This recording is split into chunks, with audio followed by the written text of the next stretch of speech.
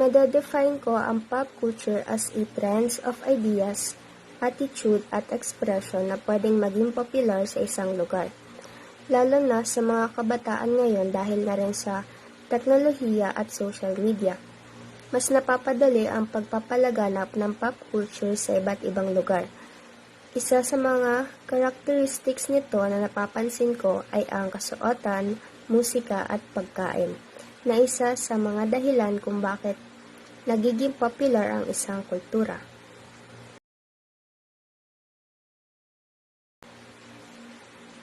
Isa sa mga popular na kultura ngayon ay ang social media.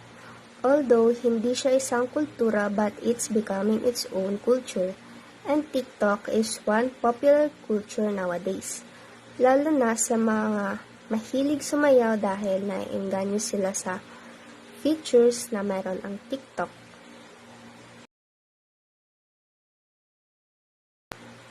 Para sa akin, may iba't ibang pananaw tayo sa pop culture. Dahil hindi lahat tayo ay pinanganak na sabay-sabay, lalo na sa mga matatanda na sinasabi na ang kultura ngayon ng mga kabataan ay walang respeto. Dahil na rin sa mga sayaw, kasuotan at pananalita ng mga kabataan ngayon. Para bang bastos sa mga matatanda dahil hindi yon yung kinasanayan nilang kultura.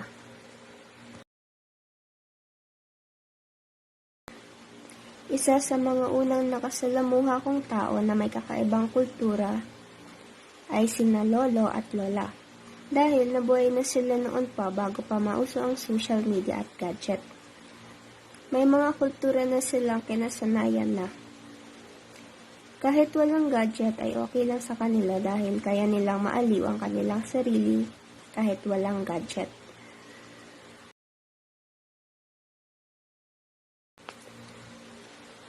Sa tingin ko ay oo. Dahil ngayon ang popular na kultura ay nag-evolve. Anytime, pwedeng uso ngayon, baduy na kinabukasan. At dahil na rin sa social media, binabago ang isang kultura na magiging patok sa isang society at katanggap-tanggap.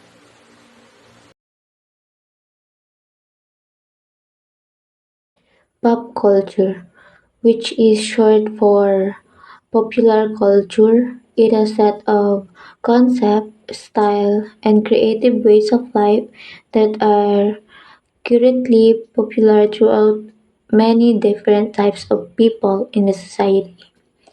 Pop culture is typically characterized by being accessible, relatability, and capacity to express and change the principles, interests, and beliefs of generation.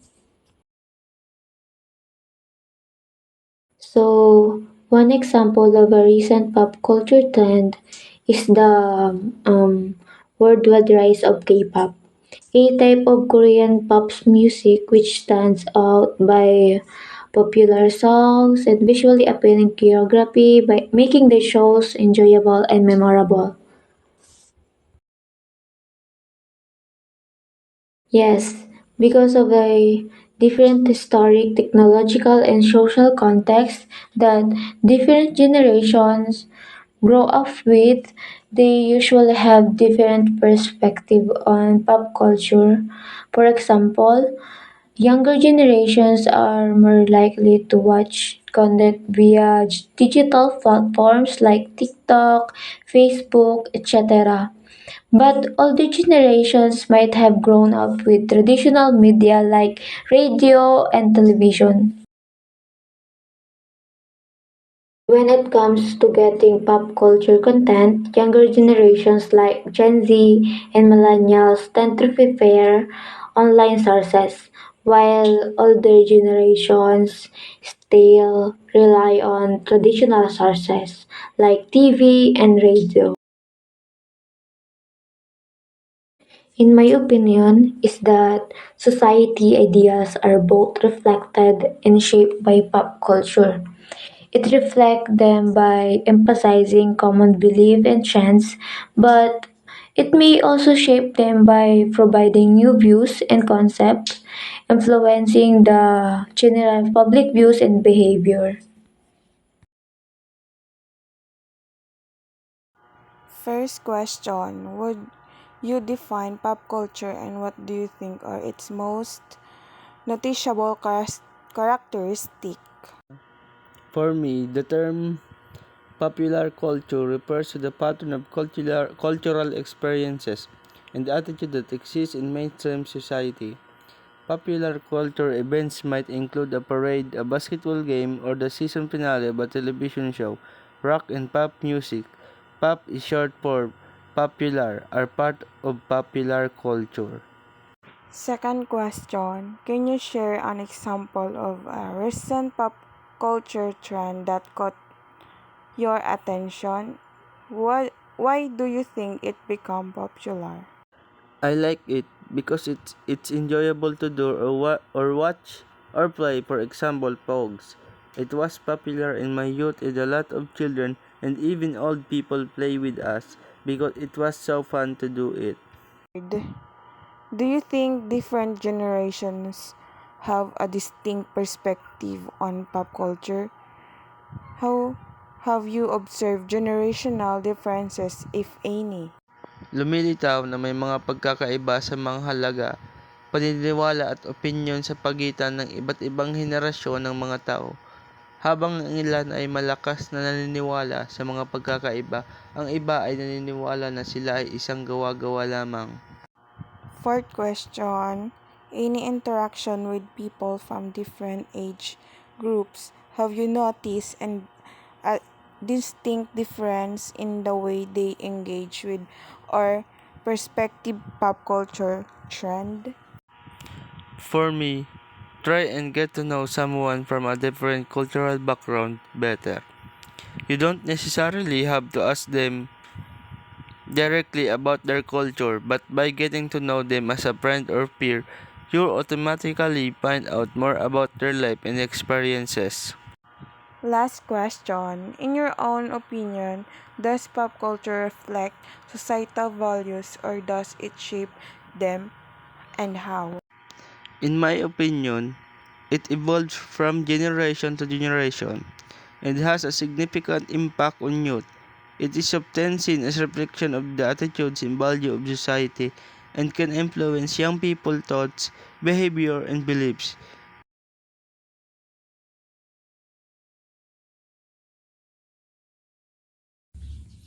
I define pop culture as simply the culture that is widely favored or well liked by many people. It constantly focuses on music, fashion, expressions, and values.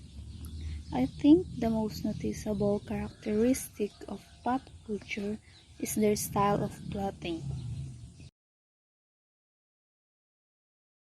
An example for me of a recent pop culture trend that caught my attention is the trending now, the TikTok, where mostly people use to have fun and be creative on their videos.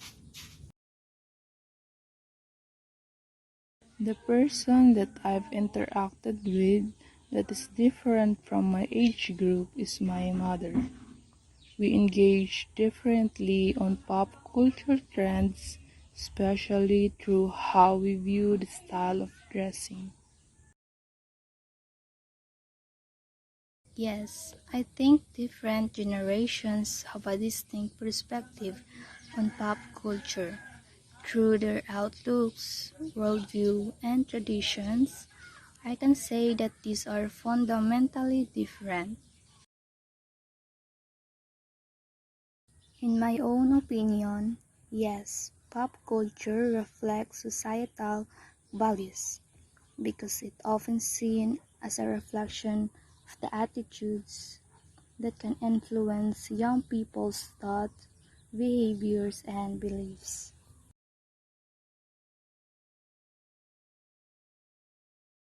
How am I able to define pop culture? So nowadays, we can treat pop culture as the trends. So example of that are the especially in Filipinos.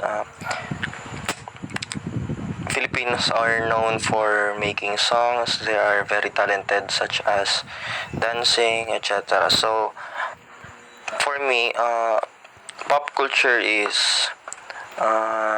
it's like a set of people doing things na pwedeng maging sumabay sa trend, such as yun, pagdi-TikTok, dancing, hip-hopping. So that is my own understanding. So ano to si kadong question? What? Tapos ka na sa 2? Day pa. Sa 1? One pa lang ako. So, how do I think, what do you think are its most noticeable characteristics? For me, especially tayo, Filipinos, nanonotice ko na very, very genuine pag may ginagawa tayo, such as, gaya ng pag kumakanta tayo, dinadamdam natin. Pag sumasayaw, we do dance gracefully, ganon. So, masasabi ko na in pop culture nowadays, very meaningful each steps, each lyrics. Parang we dance with our emotions.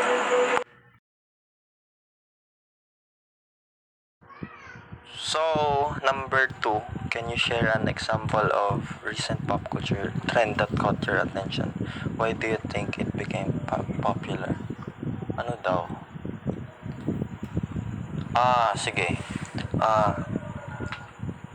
Arog kang si gaya ng sinagot ko sa number 1 na yun nga, according to my own understanding, pop culture is composed yet consist of music, dancing, and art making. So, ano yung nakakuha ng attention ko? So, as a music writer myself, so, parang nakuha yung attention ko yung sa mga songwriter ngayon, kasi not only ang gaganda ng beat nila, pero masasabi kong very meaningful nga, na every lyrics may ibig sabihin and napaka-deep ng meaning na yan. So, yun. Why do you think it became popular? So, it became popular kasi not only isa ang nakaka-relate sa lyrics na yon, pero madami. So, deserve maging popular na.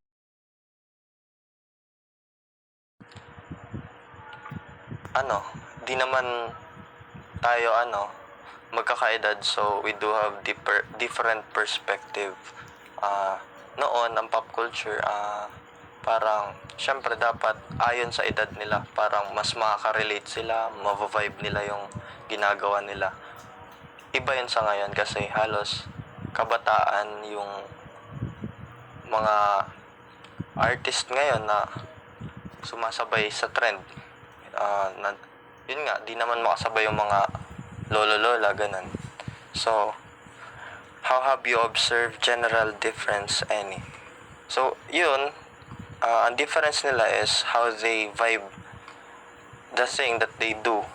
Kaya, yun lang yung yun yung naobserbahan ko na ako. For example, ako gusto ko yung mga kanta na rock-rockan, while yung mga matatanda ngayon parang gusto nila yung chill, yung romantic, ganun. So, nagkaroon na rin ako ng mga ng interaction several people na kapwa artist ko na matatanda sa akin, mga OG kung tawagin.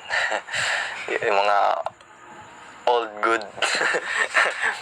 Basta yun, I do have interaction with them na they share knowledge with me na parang hindi na ayon sa akin, kasi syempre age matter sa lahat ng bagay. So, have you noticed and distinct difference the way they engage or perceive pop culture trends? So, kaya nang sinagot ko kanina,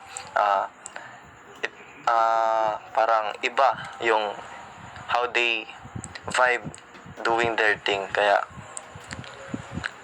yun, magkaiba talaga yung pop culture nowadays and also yung mga mga nauna. Okay.